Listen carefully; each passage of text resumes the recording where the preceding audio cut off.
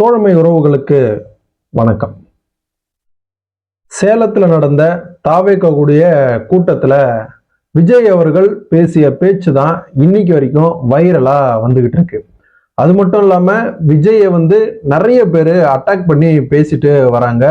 விஜயும் நிறைய பேரை அட்டாக் பண்ணியிருக்காரு. அதை பத்தி தான் நாம இந்த காணொலியில பார்க்க போறோம். பிப்ரவரி 13ஆம் தேதி நடந்த தாவேக்கவுடைய கூட்டத்துல விஜய் அவர்கள் ஒரு விமர்சனத்துக்கு எல்லாமே பதிலடி கொடுக்கும் விதமா பேசியிருக்காரு. அது என்ன அப்படின்னு நம்ம பார்த்தோம்னா, முதல்ல பனையூர்ல இருந்து வெளியே வா அப்படின்னு சொன்ன எல்லாரையும் வாய் மேல கை விரல வைக்கிற மாதிரி ஒரு சம்பவத்தை பண்ணாரு.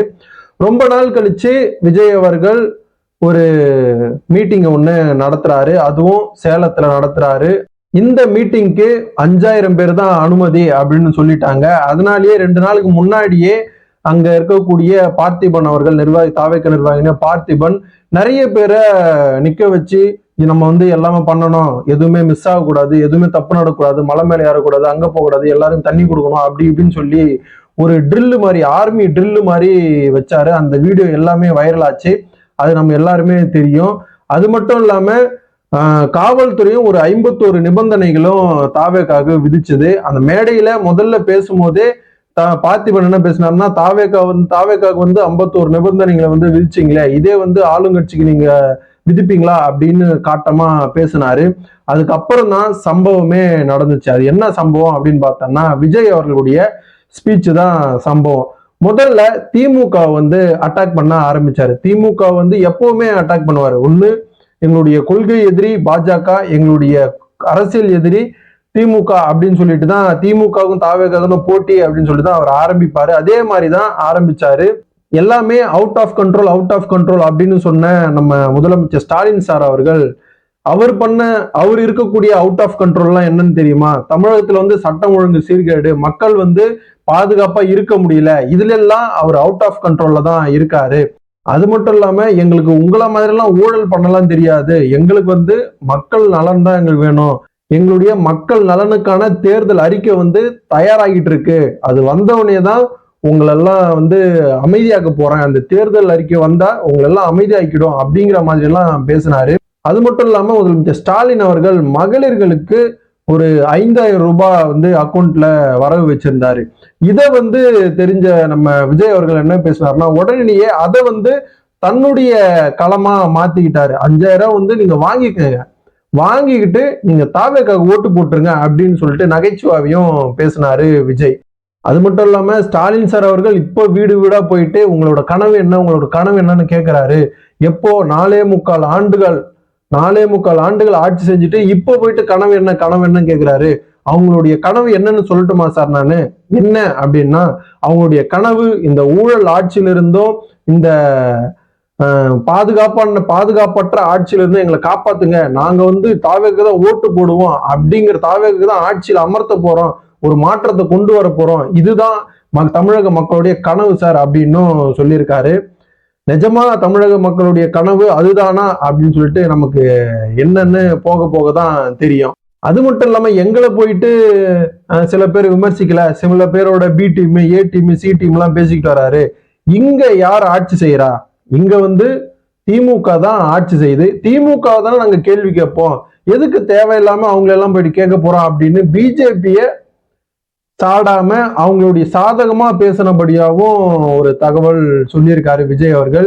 இதை அரசியல் விமர்சகர்கள் என்ன சொல்றாங்கன்னா, பிஜேபி இவருக்கு அழுத்தம் கொடுத்ததுனாலதான் பிஜேபி இவர் அட்டாக் பண்ணல, ரொம்பவே திமுகவை அட்டாக் பண்ணியிருக்காரு, அதனால பிஜேபியோட பி டீமா தான் இவர் செயல்படுறாரு அப்படின்னும் விஜய் அவர்களை பார்த்து அரசியல் விமர்சகர்களும் திமுக நிர்வாகிகளும் சொல்லிக்கிட்டு வராங்க. இவங்க சொன்னதுக்கு ஏத்த மாதிரிதான் விஜய் அவர்கள் பிஜேபிய எதுவுமே பேசல, திமுகவை தான் அதிகமா அட்டாக் பண்ணியிருக்காரு. அப்புறம் சேலம் போயிட்டாரு. சேலத்துல கோட்டையா இருக்கக்கூடிய எடப்பாடி பழனிசாமி அவர்களை பத்தி பேசாம பேசுவாரா அப்படின்னு பார்த்த நிலையில அவரை பத்தியும் பேசியிருக்காரு. ரொம்ப அட்டாக் பண்ணல, ஆனா கம்மியா போட்டிருக்காரு, ஒரு தூவலா பெப்பர் மாதிரி தூவி இருக்காரு. அது என்னன்னு பார்த்தோம்னா, உங்கள மாதிரி நாங்க வந்து ஒருத்தர் கட்சி ஆரம்பிச்சு, அவரு ஆட்சி அமைச்சு, அதுக்கப்புறம் நீங்க உள்ள போய், அதுக்கப்புறம் நாங்க வந்து எதுவும் பண்ணல. எங்கள மாதிரி உங்களுக்கு தெம்பு இருந்தா, திராணி இருந்தா, என்ன மாதிரி சொந்த கட்சி ஆரம்பிச்சு, சொந்த உழைப்புல 1% ஓட்டு வாங்கி காட்டுங்க பார்ப்போம் அப்படின்னு சவாலும் விட்டிருக்காரு. அது மட்டும் இல்லாம எங்களுக்கு தாவேக்காக்கு வந்து 30% ஓட் பேங்க் வந்து இருக்கு, ஓட்டு சதவீதம் இருக்கு அப்படின்னு சொல்றாரு. அது எந்த அளவுக்கு உண்மை அப்படிங்கிறது நமக்கு பொறுத்திருந்து பார்த்ததான் நமக்கு தெரியும். இந்த விமர்சனத்துக்கு எடப்பாடி பழனிசாமி அவர்கள் உடனடியா ஒரு ரிப்ளைவை போட்டிருக்காரு. அது என்ன அப்படின்னு நம்ம பார்த்தோம்னா, கரூர் சம்பவம் நடந்ததுக்கு அப்புறம் 72 நாள்ல வீட்டுக்குள்ள இருந்த நீங்க இப்ப வந்து பேசுறீங்களா? நாங்க வந்து களத்துல இருக்கோம் தம்பி, நாங்க களத்துல இருந்து பேசுறோம். முதல்ல செய்தியாளர்கள் சந்திப்புல நீங்க பேசுங்க தைரியமா.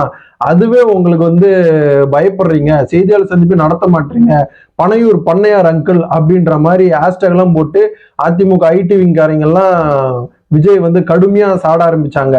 அது மட்டும் இல்லாம கரூர் சம்பவத்துல நீங்க வாயே திறக்காம அங்க மக்களை கூட நீங்க போய் பார்க்கலையே, நீங்க எல்லாம் எங்களை போய் பேசலாமா தம்பி, உங்களுக்கு எல்லாம் எங்களை பத்தி பேச அருகதையே கிடையாது அப்படின்னும் எடப்பாடி பழனிசாமி ஒரு காட்டமான விமர்சனத்தை வந்து விஜய்க்கு கொடுத்தாரு. எடப்பாடி பழனிசாமி மட்டும் இல்லாம அதிமுக நிர்வாகிகளும் தொண்டர்களும் விஜய் வந்து கடுமையா சாடிக்கிட்டு வராங்க.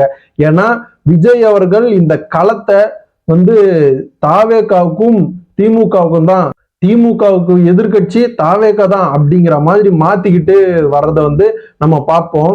அது மட்டும் இல்லாம விஜய் அவருடைய ஸ்பீச் வந்து நாளுக்கு நாள் வந்து மெருகேற்றி கொண்டு போகுது அப்படின்னு தான் சொல்லலாம். ஏன்னா ரொம்ப தெளிவோட, ரொம்ப எல்லாரும் விமர்சனம் வச்ச விஜய் கிட்ட, எல்லாரையும் விமர்சிச்ச விஜய விமர்சனங்களுக்கு எல்லாம் பதிலடி கொடுக்கும் விதமா இந்த சேலம் மீட்டிங் வந்து விஜய் வந்து பயன்படுத்திக்கிட்டாரு.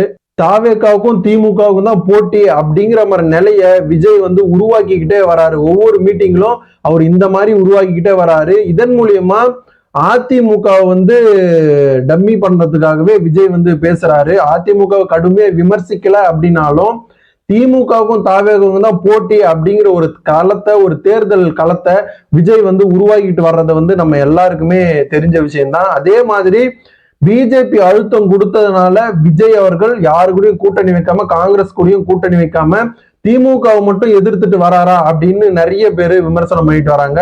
விஜய் அவர்களுடைய இந்த சேலம் ஸ்பீச்லயும் அப்படிதான் தெரிஞ்சது. பாஜகவை கொஞ்சம் கூட அவர் வந்து விமர்சிக்கல. நாங்க ஏங்க அவங்கள விமர்சிக்கணும், அவங்க மத்தியில இருக்காங்க, தமிழகத்துல யாரு ஆட்சி செய்யறாங்களோ அவங்களதான் நாங்க விமர்சிப்போம், அவங்கதான் எங்களுடைய அரசியல் எதிரி, அவங்க கிட்டதான் நாங்க சண்டை போடுவோம் அப்படிங்கிற மாதிரிதான் விஜய் வந்து பேசினாரு. விஜயுடைய இந்த ஸ்பீச் வந்து ஒரு தேர்ந்தெடுத்த அரசியல்வாதியா விஜய் வந்து மாறிக்கிட்டு வராரு அப்படின்னு அரசியல் விமர்சகர்கள், அரசியல் வல்லுநர்கள் நிறைய பேர் சொல்லிக்கிட்டு வராங்க. அது மட்டும் இல்லாம விஜய் மேல நாளுக்கு நாள் விமர்சனங்களும் அதிகமாயிட்டே வருது. ஒரு பக்கம் திமுக தாக்குதோ இல்லையோ, அதிமுக நிர்வாகிகளும் எடப்பாடி பழனிசாமியும் கடுமையா விமர்சனம் பண்ணிட்டு வராங்க.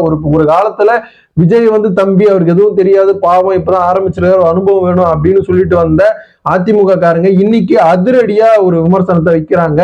தேர்தல் களம், இந்த சட்டமன்ற தேர்தல் களம் திமுக தாவேகாவா இல்ல தாவேகா அதிமுகவா இல்ல அதிமுக திமுகவா அப்படிங்கிறத நம்ம பொறுத்திருந்து தான் பார்க்கணும். இந்த தேர்தல் களம் யாருக்கான தளமா இருக்க போகுது அப்படின்னு சொல்லிட்டு நம்ம பொறுத்திருந்து பார்க்கலாம். நன்றி.